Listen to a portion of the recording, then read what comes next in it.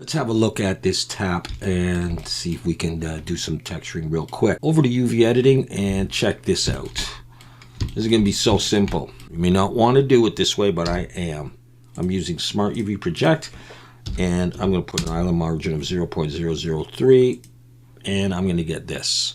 And that's going to be fine for this type of model. Depending on how you want to do your textures, and you probably want to know that ahead of time, you may want to unwrap this stuff differently, and by all means you can.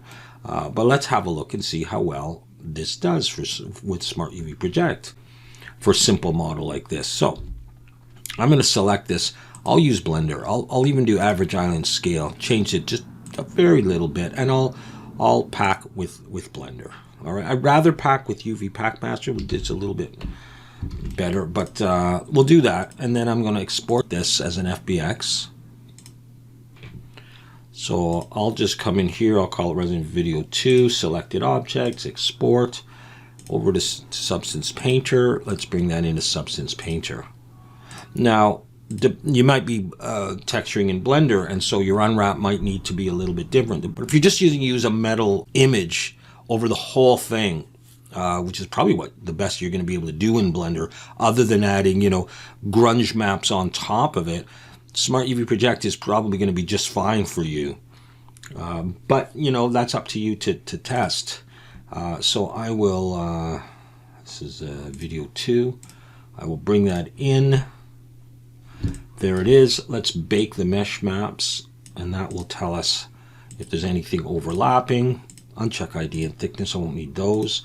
Let's bake that. Then you can look as you do this, and the textile density doesn't look too bad for this low poly model. So there it is. All right, so let's go ahead and do a texture. Let's create a fill layer, and I'm going to come down here, and I'm going to darken that up. I'm going to drop the roughness a little bit. Actually, not too much. Let's make it a little bit lighter. And let's, what else did I want to do? Yeah, okay, let's do triplanar. And I'll turn that off. And then we'll come over here and right click and add a filter. And the filter we'll use, let's use this matte finish rough. That'll give some variety to there. Maybe bring the scale up a little bit. Okay, so let's start with that. And then let's get rid of that. Let's do some rust. So I'm on just materials, rust. I'll use rust fine first. So drop that in, it'll go everywhere. I use smart masks. I'm going to search for rust, and we'll use cavity rust here. All right, I'm going to come into the mask editor. I'm going to reduce that a little. No, not that much. I think I want my rust to be a different color, though. I think I'm just going to go down to like there. All right, so we got some rust in there. So far, so good. One thing I will do actually on here is triplanar mapping. That's going to be fine. And actually on the rust here, I'm going to use triplanar as well. And okay. Let's now come back up here and let's do another rust. Let's use this coarse rust, and we'll try a smart mask. Let's try rust drips and just see how that looks. Yeah, that looks good like that. So it's just all over the place. And let's do that. And then let's add a fill layer and use just color. And I'll add a black mask and a generator, and we'll use this metal edges. Bring that down. And I think maybe I want this a little darker. Okay, and let's add dirt on top of that. So color and roughness, Bring that up and bring this down at almost black, really. A black mask and a generator and a dirt generator.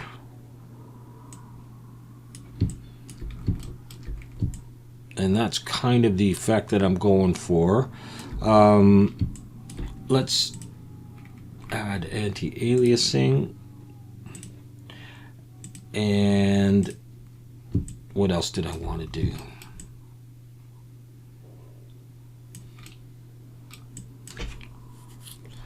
We'll do some scratches on top of that. Another fill layer. I'll go for color and height and just, we'll drop that down. Drop the height like that. Let's try that with a black mask and then a fill.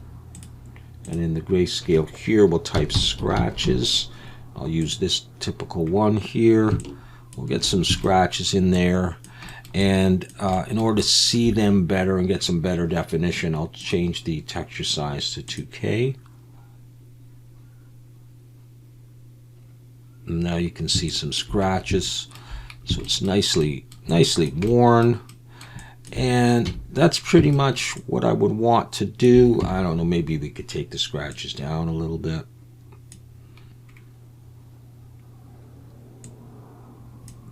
And then you can try a different one. I'll go with that. And then finally I'll just come over here and I'll change the HDRI. And there's my quick model. Throw that into the scene and we're done. We're looking at about not quite 6,000 polys. I mean, you could go for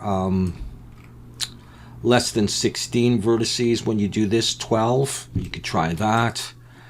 You could use, instead of, I often use 3 for my bevel or sometimes 5. You could go for less than that and get it more blocky and more low poly.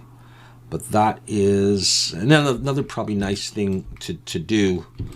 And this scratch may not look that good. You could play with that, but maybe to rotate this one so it's not straight up, and you know, bend some of these things. Maybe turn this a little bit.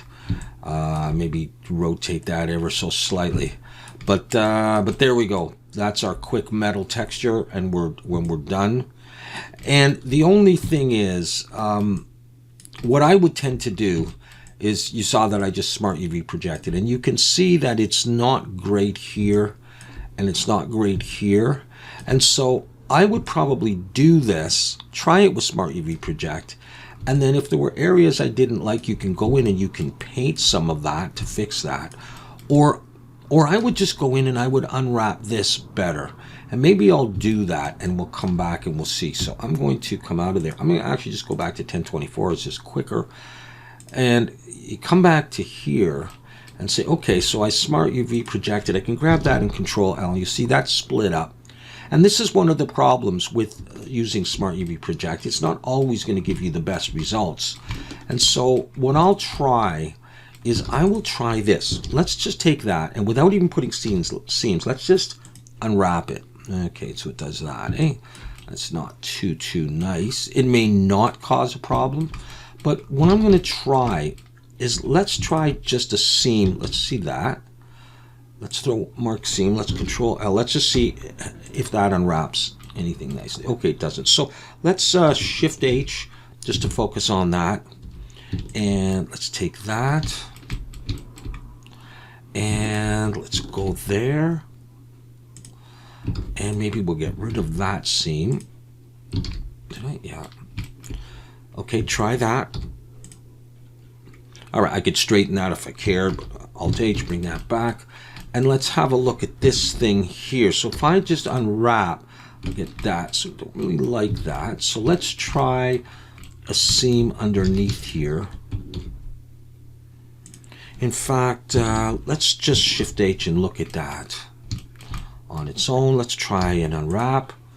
All right, not super straight. Now, if you want to straighten, there are plugins you can use to straighten it real quick. But I'll just scale Y0,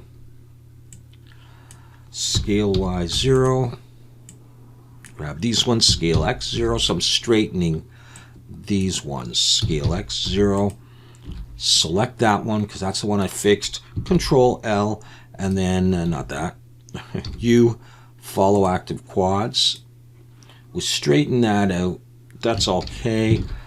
Let's see now. So I unwrap that and I unwrap that. Let's select it all, and let's just, I'll use Blender again to pack the islands. And that's a little bit big. Let's try average scale, see if that changes anything. It does change stuff, so let's pack again. And with that done, let's just save it, and let's just export that FBX. Same name, come back to Substance Painter, project configuration, select. That's already selected there, so that's good. Okay, it'll reload it, and then we'll bake the mesh maps again. I'll just do it. I'll do it the same, and we'll see if that has cleared it up. And if it hasn't, you go back and unwrap again.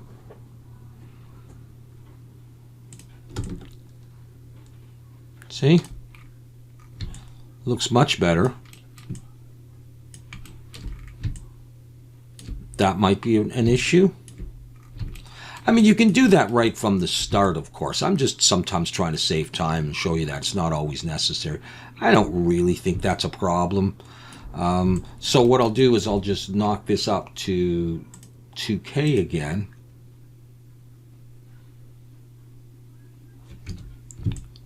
And now we'll have a look at it. I mean, you can inspect your model really carefully. You probably want to do that, but I mean, if it's just something you're going to see in passing, or do a static render here where it's going to be somewhere in the distance, no one's going to see that. And depending on how busy you are, you may not have to do anything. But see, that's fixed it up. And I didn't even really do a good job of unwrapping this. Now you can see that the UV map has changed, so that scratch is not right there anymore. So really, if somebody just sees this for the first time, I don't think they're going to see any real problem with it. So there you go. We used Smart UV Project. We brought it in as a test, and then we went back. Now, the one thing I will say is that you might need more texel density in certain areas, and then that's where you're going to manipulate your map, and you're going to say, you know, I want this piece bigger and I want that smaller, and you can do that. And it's very hard with you know, Smart UV Project because there's so many little pieces. It's a real pain, but it's laid out quite nicely.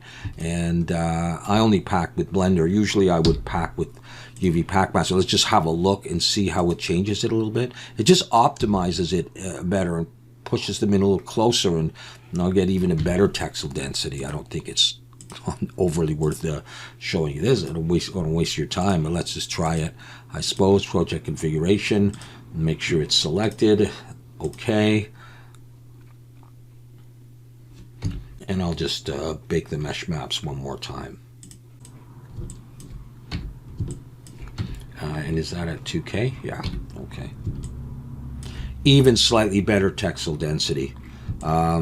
This may be an issue right here. And what am I missing? I seem to be missing a piece right there. Was that like that before? Well, maybe it was. So maybe we got to do a bit more work. I don't know what's happened here. Oh boy.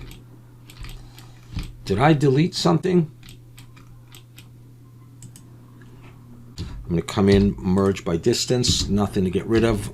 And we're going to go back to UV editing. And we're going to let's Smart UV Project, but then let's take this one, unwrap that. I'm not going to straighten this one out. Let's try it without straightening it out. Okay, so we got that. So let's take the whole thing and let's use average island scale and pack islands. We're doing this again, looks like. Let's try that, see if anything's changed. Let's export that FBX. I guess what's good about this video is that it's just showing the back and forth. You know, when you try to take a shortcut with Smart UV Project and you have to go back and forth and do things and you make a little mistake here and there. Let me bring that back to 1024. And so in that way, I suppose it's a good thing to do all this. It doesn't take that long, and it's kind of interesting. It's nice to see how things change and improve, or where the problem is with this. I'm not seeing the same problem as I saw before. That's in there. Okay. And it generally looks okay. Let's see if we just one more time bring it up to 2K. And we'll maximize that window. And again, if I saw another problem, I could go in and fix it. It's all part of the process, and it's kind of enjoyable to see this come to life. And there we go. All right, so that's it for the tap. We'll see you in the next video. I don't know what's coming up. It's a surprise, but hopefully it'll be cool.